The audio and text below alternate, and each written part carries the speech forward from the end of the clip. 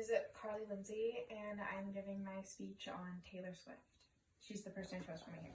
Hey, I listen to Taylor Swift. Me too. So Taylor Swift is the person that I chose for my hero.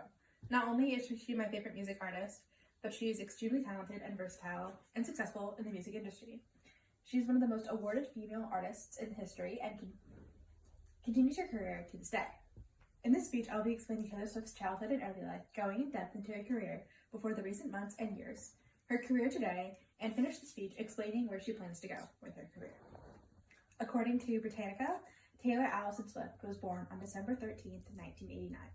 She was always interested in music, even from a young age. She was involved in theater during her childhood, and when she was 12, Britannica stated that she started to learn the guitar. People like Shania Twain and the Dixie Chicks were a very big inspiration to Taylor as she started to write her own music. Her early songs were mainly about breakups and figuring out life as a young teenager. Britannica says that when Taylor was 13, her family sold the farmhouse she grew up in to move to Tennessee to devote more time to Taylor's music career. It was there in Tennessee that Taylor signed her first record label with RCA Records and Sony at the age of 14. She would play her music in venues around the area, and that's where record manager Scott Borchetta signed Taylor to his Big Machine label. According to Britannica, Swift's first big song that became popular was titled Tim McGraw on her debut album called Taylor Swift. Even though it seems like stardom fell into the lap of Taylor Swift, her past career hasn't always been that easy. Swift has been victim to very harsh hate from fans and even fellow celebrities. One notable instance is her ongoing feud with songwriter Kanye West. People magazine highlights the fight, the event that started it all, when Kanye ran on stage after Swift won the award for Best Female Music Video of 2009, saying that Beyonce had a better video. There's much back and forth between them, with apologies getting dished out and taken back, and that's not even the half of it. There are many Instagram posts and Twitter digs at each other over the years. Kim Kardashian has even gotten into it. There are different references in their music videos, and there's a lot of background. Though I won't get into this much, she also faced a lot of issues with her record label and feeling used and thrown around in terms of her music. The Gators Eye News states that for years, Taylor has been upset that she couldn't own her music. She says that all the money she was supposed to make from her music went to her manager instead of Taylor, and she did not find this fair. That is why, when Taylor finally got the rights to her own music, she started re-recording all of her albums, titling them Taylor's version, meaning that she actually owns them now. Although there's been ups and downs, Taylor's music has touched the hearts of many. Almost all of her albums are household names. Speak Now, 1999, 1989, Red, and Folklore are just to name a few. Not only are her albums easily recognizable, but some of her songs are too. We're Never Getting Back Together, 22, and You Belong With Me are just a few of the recognizable ones.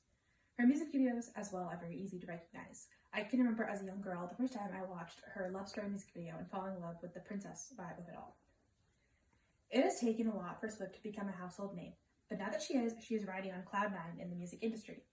Her most recent pop album, titled Midnights, broke records.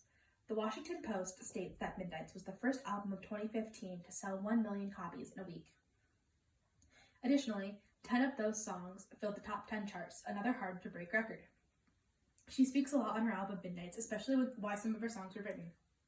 People at CNN that the song Lavender Haze was written for her long-term boyfriend. A lot of her songs in her recent album are written about her boyfriend. Today, Taylor is getting ready for her Eras tour, which covered all the different albums that Swift has released over the year, and it has caused a lot of controversy.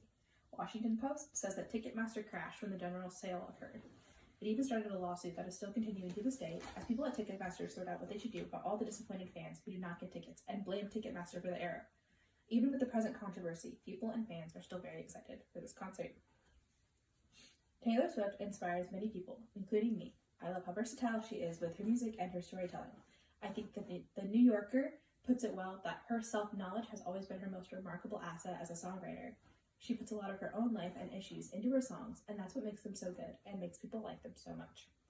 It's tough to put yourself in that vulnerable position, but Taylor does it with such grace.